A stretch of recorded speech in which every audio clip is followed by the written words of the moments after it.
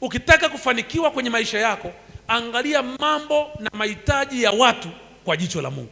Angalia mahitaji ya wengine kama wewe ni Mungu wao, wakati wewe hauyaone mahitaji ya wengine kama vile Mungu anavyoyaona.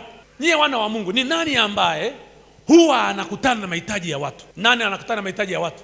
Ukitaka kujua ni Mungu anakutana na mahitaji ya watu, ufe wewe, alafu uone wale ambao ulikuwa wengine hata wanakunyonya kabisa. Ni mama unanyonyesha saa hizi, lakini ukifa bado huyo mtoto hatakufa. Kwa maana hiyo, anayetoa uhai na mahitaji ya watu ni nani?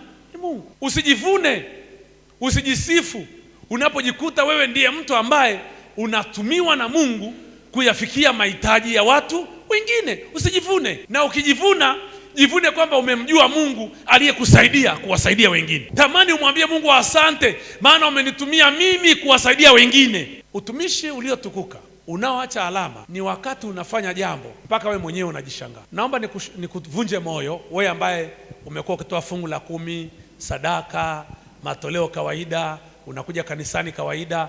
Huo sio utumishi unaoweka alama. Huo ni utumishi endelevu ambao hata usipoufanya kanisani utaufanya mahali pengine.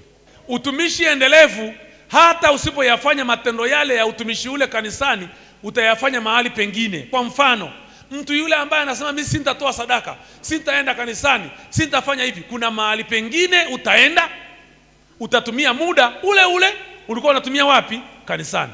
Kama utaenda utaenda kwenye mpira. Kama utaenda mpirani, utaenda kwenye sinema. Kama utaenda sinema, utaenda kwenye kikao cha umbea, na utatumia muda ule ule ambao ungetumia kanisani. Ni bora kumtumikia Mungu kwenye utumishi endelevu ndani ya nyumba ya Bwana. Kwenda msibani, kwenda kwenye harusi hakuna thawabu.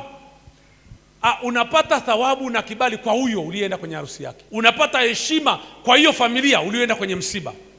Lakini ukienda kanisani, ukiwatumikia wadogo hawa, Yesu anasema ulipowasaidia wadogo hawa ulisaidia. Unajua watu wengine wanafikiri Yesu alisema ukisaidia watu wote umemsaidia yeye. Yesu anasema ulipowasaidia wadogo ndani ya nyumba yake.